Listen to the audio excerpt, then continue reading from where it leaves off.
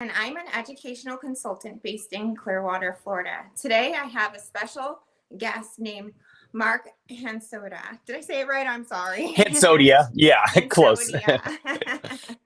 And he works for Primerica, which helps families build financial wealth. Can you tell us a little bit more about Primerica? Yeah, Primerica is a huge firm. We deal in financial services. We've been around since 1977, so a long time. We were actually founded by a high school football coach and a history teacher. And it was kind of ironic because, long story short, his family got really taken advantage of when he was growing up by an insurance company. And he started to do some research and he found out that 89% of the population that owns life insurance outside of work owns the wrong type, and the type that really hurt his family dramatically when his father passed away prematurely. So he kind of vowed, like, hey, he's a football coach, so you don't mess with those. They're tough, right?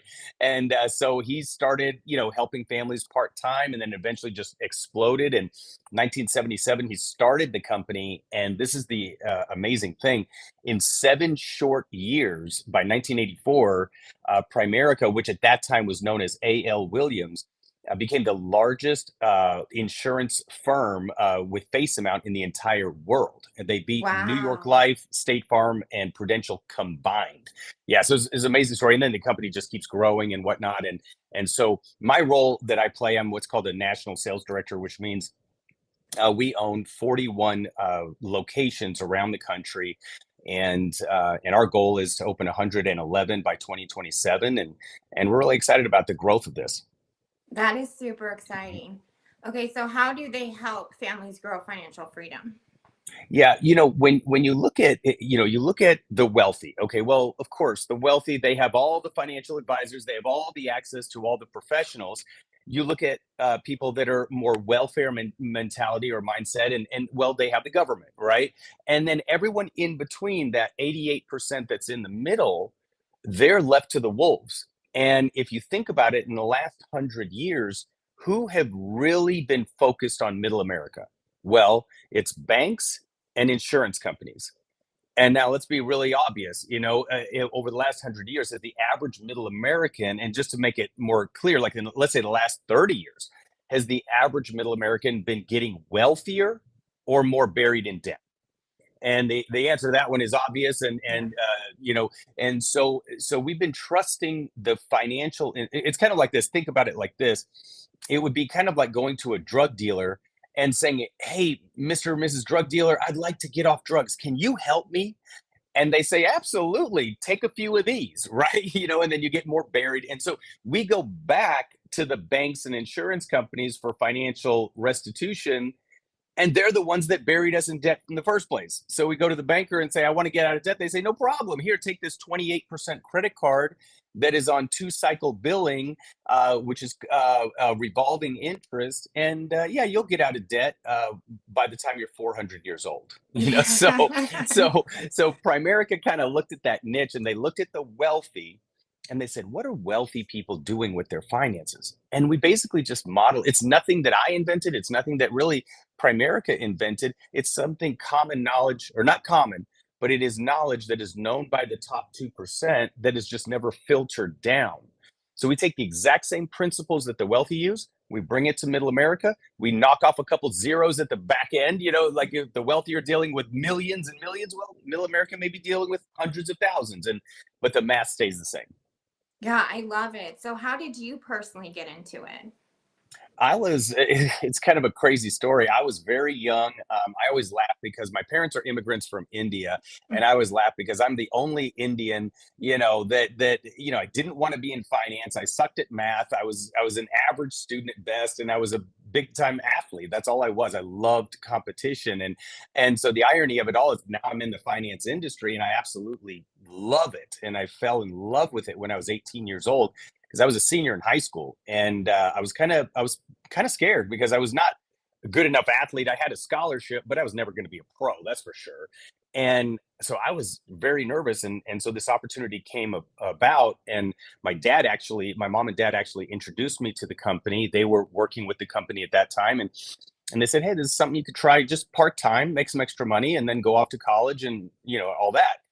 And by the end of my senior year in high school, I was doing so well that I was doubling my income of my friends that had graduated before me.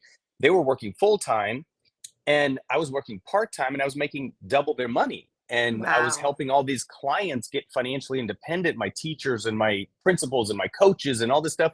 And I was like, whoa, this is exciting. And I never dreamt in a million years. But that I'd be in the finance industry. And but the irony of it all is that there's no math involved in this business. It's so simple because we all have cell phones, right? We all have Hmm. calculators. So we really don't need that background, which people typically think you do. So I got involved, started doing very well with the assistance. My parents, they're successful business owners, so they taught me the mindset of an entrepreneur.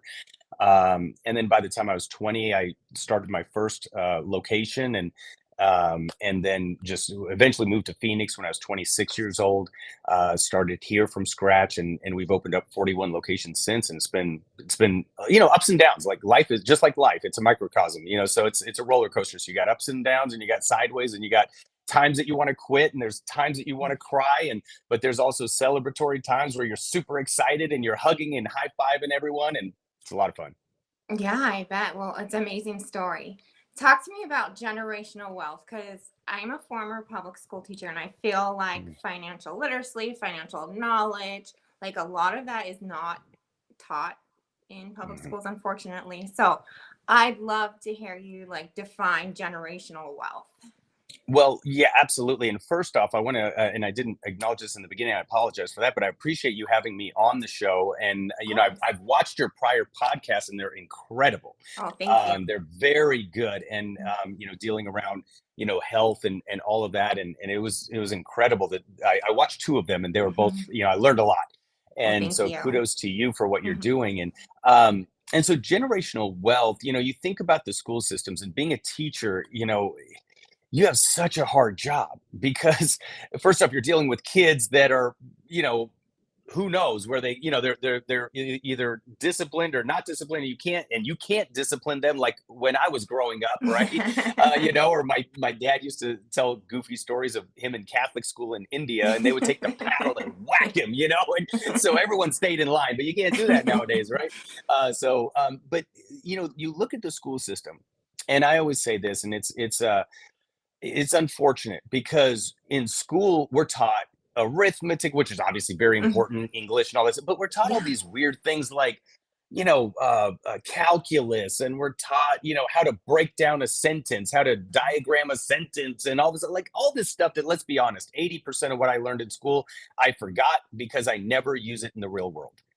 But Absolutely. the appropriate things, the things that are not just important but vital to a person's success, is knowing how to handle their finances, how a Hmm. 401k works, how credit cards, how detrimental they are to your finances, how mortgages work, how two-cycle billing works, how compound interest works, how rule of 72, like all these different things that are so simple to learn. I taught my daughters when they were 10 and 11 years old, and they didn't grasp everything, but they understood the basics. And Yeah. I'm like, what the heck? Yeah. So people don't realize it goes way up because the insurance industry is a $7 trillion industry. It's the largest industry in the world, Wow. 7 times larger than the auto industry. So Wow. you better believe they have some lobbyists on Capitol Hill. So what Sure. they do, yeah, so they control the means of education. They say, well, school system, teachers unions and whatnot. If you want X amount of dollars, then you better teach what we want. And or you better not teach what we don't want Hmm. you to teach. And so they keep all that vital information out of the school systems, and that's why when you go to certain private schools, they do teach it. Yeah. But the problem is that the private schools, I mean, the tuition, only the wealthy can really afford it. So it never gets down to middle America. That's where Primerica came in and said, we're going to be the school system for middle America. And the way I kind of look at it, I look at it as like the Robin Hoods of financial services, where we go banging on the big banks and insurance companies, or as my dad would call it, the biggest bully on the adult playground is banks and insurance companies. and Hmm. and we get to stand up to the bully. We get to be, David versus Goliath, and just like in the Bible, we beat Goliath to death, and it's a lot of fun. Yeah, it is a lot of fun. Yeah, it sounds very interesting. I love everything that you guys do. Um, what financial advice would you give to a recent college graduate?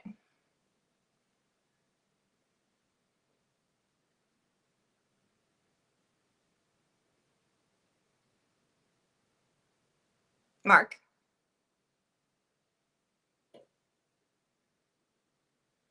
Hello?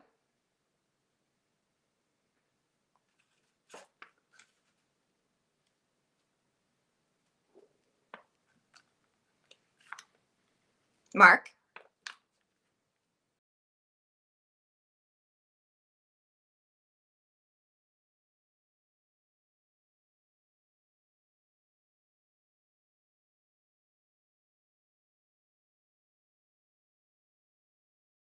Hey, are you there?